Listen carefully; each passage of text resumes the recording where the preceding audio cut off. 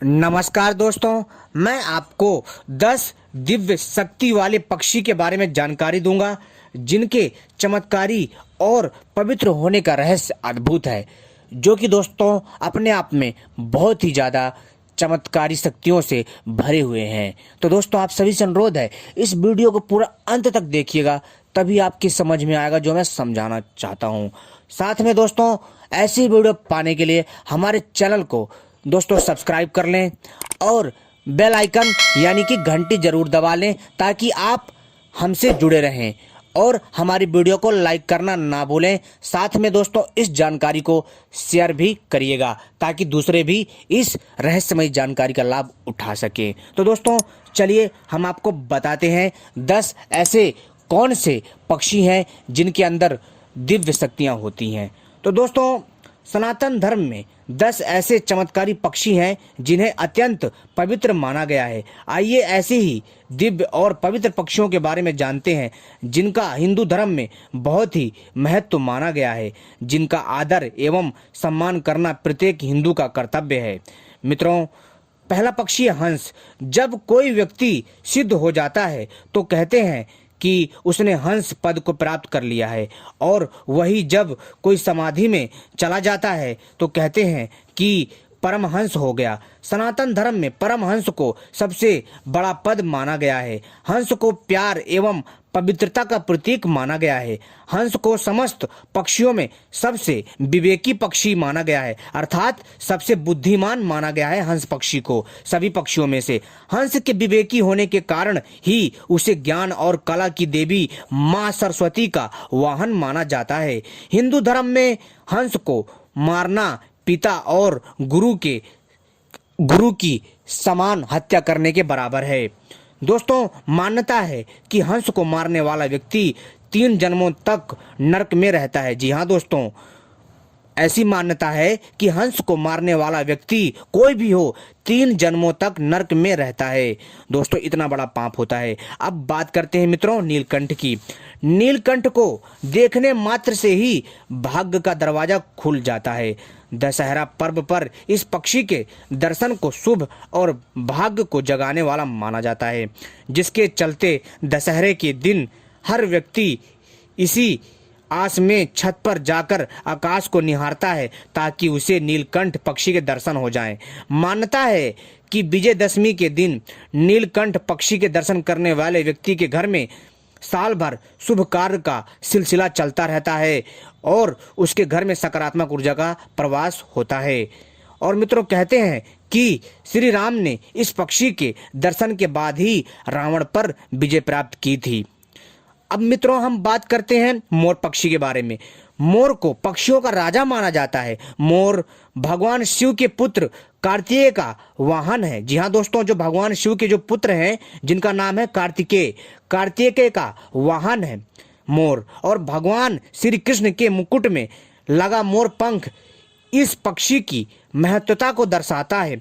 मोर भारत का राष्ट्रीय पक्षी है। सभी पुराणों और उपनिषदों में मोर का स्थान बहुत ऊंचा माना गया है। हिंदू धर्म में मोर की हत्या को महापाप माना गया है। कबूतर के बारे में अब बात करते हैं। कबूतर को कपोत भी कहते हैं। यह शांति का प्रतीक माना गया है। भगवान शिव ने, जी हाँ दोस्तों, भगवान शिव ने जब अमरनाथ में पार्वती को अजर अमर होने के वचन सुनाए थे, जो कथा सुनाई थी अमर होने की, तो कबूतरों के एक जोड़े ने यह वचन एवं कथा सुन लिए थे। तभी से वे अजर अमर हो गए। आज भी अमरनाथ की गुफा के पास कबूतर के ये जोड़े आपको दिखाई दे जाते हैं। जी हाँ दोस्तों, यह अपने आप में बहुत ही इतिहास की सबसे बड़ी घटना थी, जो कि दोस्तों कबूतर को और भी ज्यादा शक्तिशाली बना देती है। अब बात करते हैं मित्रों गरुड़ की। जी हाँ दोस्तों, जब गरुड़ का नाम आता है तो दोस्तों एक तरह से क्षत्रिय तत्व छलकता है। जी हाँ दोस्तों, गरुड़ को एक तरह से आप बल के रूप में देखते हैं। जी हाँ दोस्तों, और गरुड़ बहुत ही ज्यादा बलशाली होता भी है। पक्षियों में गरुड़ को सबसे श्रेष्ठ माना गया। जी हाँ दोस्तों, पक्षियों में गरुड़ को सबसे श्रेष्ठ माना गया है। यह समझदार और बुद्धिमान होने के साथ तेज गति से उड़ने की क्षमता भी रखता है। गरुड़ के नाम पर एक पुराण भी है जिसे गरुड़ पुराण कहते हैं। यह भारत का धार्मिक और अमेरिका का राष्ट्रीय पक्षी है। गरुड़ के बारे में पुराणों में कई कथाएं मिलती हैं। गरुड़ को भगवान विष्णु का वाहन माना जाता है। गरुड़ ने ही भगवान राम और लक्ष्मण को मेघनाथ के, जी हाँ दोस्तों, जो रावण का जो भाई था, मेघनाथ के नाग पाश से जो है मुक्त किया था। साथ ही यह पक्षी जो है 100 वर्ष तक जीने की क्षमता रखता है। जी हाँ दोस्तों, जो गरुड़ है मित्रों, यह 100 साल तक जीने की क्षमता रखता है। मित्रों एक बात और मैं बताना चाहूंगा कि जो मेघनाथ था, यह मित्रों रावण का पुत्र था।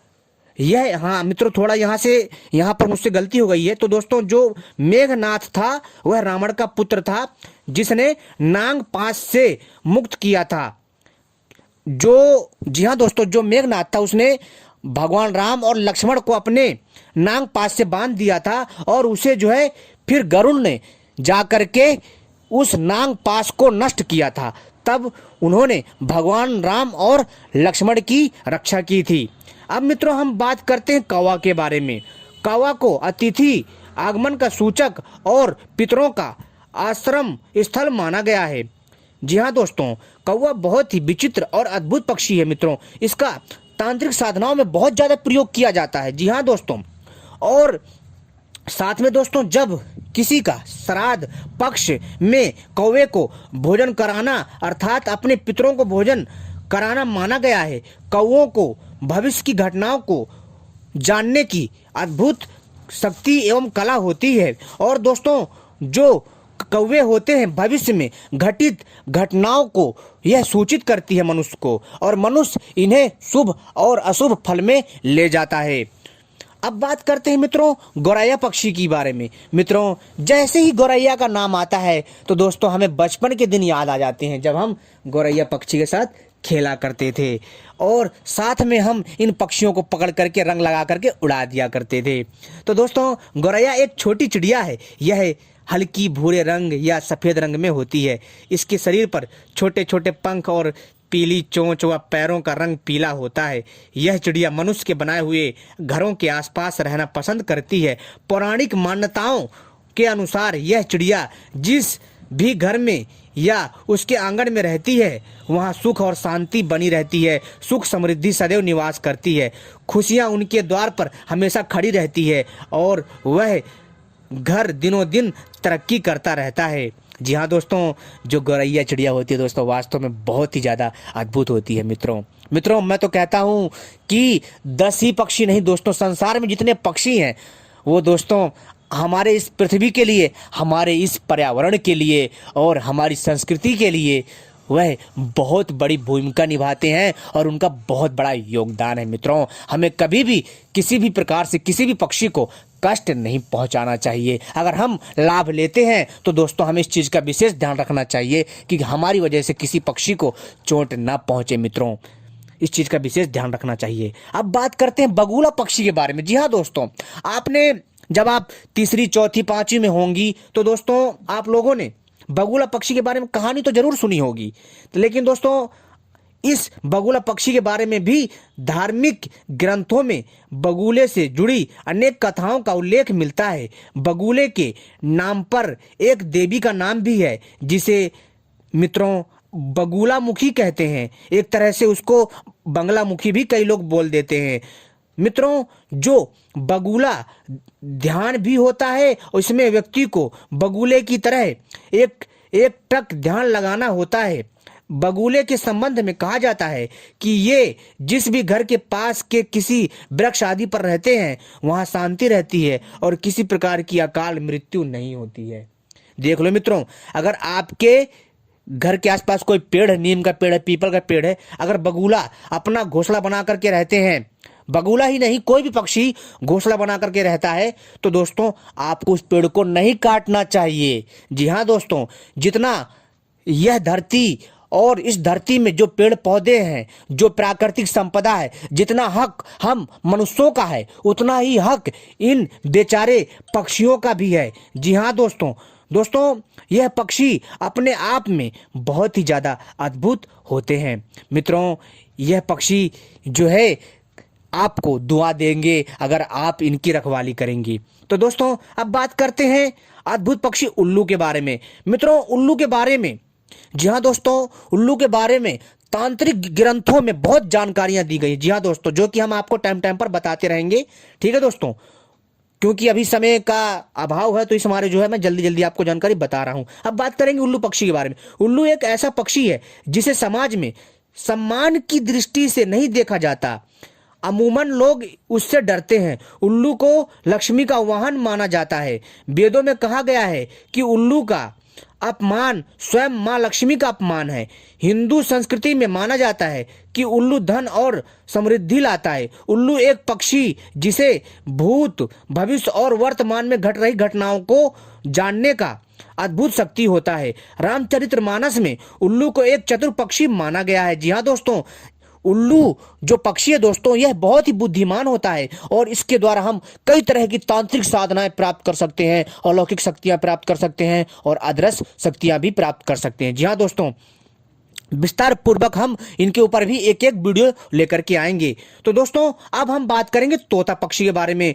तोते को, जी हाँ दोस्तों, तोते को जो है सनातन धर्म में भी बहुत ही ज्यादा पवित्र माना जाता है। तो दोस्तों तोते का हरा रंग बुध ग्रह के साथ जोड़कर देखा जाता है। जी हाँ दोस्तों, ऐसा माना जाता है कि तोते को पालने से बुध की कुदृष्टि का प्रभाव दूर हो जाता है तथा इसको देखने मात्र से ही व्यक्ति का मन शीतल हो जाता है। जी हाँ दोस्तों, जो तोता पक्षी होता है, अगर आप अपने घर में पाल रहे हैं, अगर आप तोते को जा करके, जहाँ तोता रहता है पेड़ के अंदर घोंसला बना करके, पेड़ के अंदर खोल बना करके अपना घोंसला बना करके रहता है, अगर आप वहां जाकर के तोते को रोज अन्न अनाज वगैरह खिलाते हैं तो दोस्तों आप यकीन मानिए कि दोस्तों जो जो समस्या होती है, जो आपको बुध ग्रह परेशान कर रहा है दोस्तों, जो ग्रह दोष है, वह सब कुछ ठीक हो जाएगा मित्रों। बहुत ही ज्यादा कारगर होता है। जी हाँ दोस्तों, एक बात और मैं आपको यहाँ पर बताना चाहता हूँ कि दोस्तों जिन जिन पक्षियों के बारे में मैंने आपको बताया है, जैसे कि मैंने बताया इस तोते के बारे में कि तोता जो होता है वह जो है हरा रंग बुध ग्रह के साथ जोड़कर देखा जाता है। तोते के हरे रंग को ऐसा माना जाता है कि तोते को पालने से बुध की कुदृष्टि, जी हाँ दोस्तों, जो बुध ग्रह होता है, जो उसका जो गलत प्रभाव होता है उसको ठीक करता है तथा इसको देखने मात्र से ही दोस्तों इंसान को बहुत अच्छा लगता है और उसके मन को शीतलता प्रदान करता है। दोस्तों इन पक्षियों के बारे में मैंने आपको अद्भुत जानकारी दी। उम्मीद करता हूं आपको यह जानकारी पसंद आई होगी और इस पक्षी के जो जानकारी है वह आपको ज्ञान में वृद्धि करेगी। और एक बात और बताना चाहता हूं मित्रों, ऐसी ही रहस्यमय जानकारी पाने के लिए आप लोग हमसे जुड़े रहें और अगर फिर भी आपकी कुछ समझ में ना आए तो आप हमसे पूछ सकते हैं दोस्तों।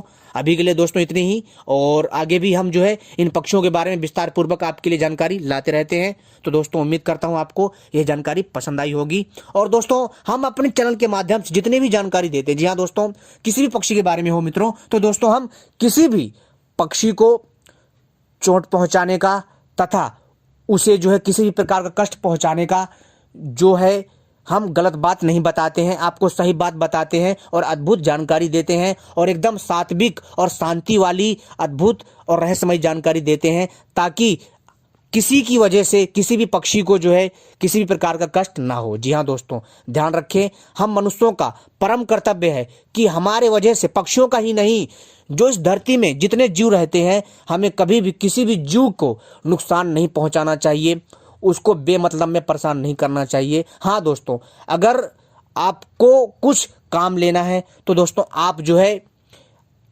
अपने हिसाब से काम ले सकते हैं। कहने का अर्थ है मित्रों कि आप उस हिसाब से काम लें ताकि आपका काम भी हो जाए और किसी भी जीव को नुकसान भी ना पहुंचे। तो दोस्तों आप सभी से अनुरोध है कि हमें ऐसे पक्षियों को बचाना चाहिए और तो और दोस्तों ऐसे पक्षियों को बचाने के लिए हमें प्रयास करना चाहिए और लोगों में जागरूकता जो होती है वो फैलानी चाहिए।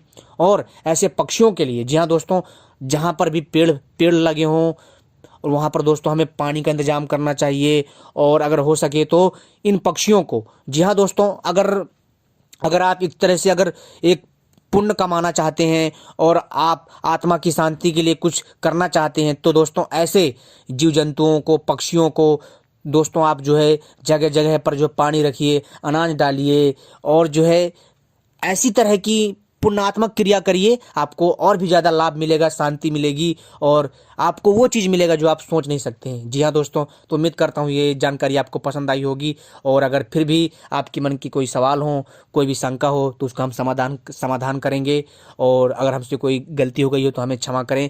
आपने हमारी वीडियो देखी, आपका बहुत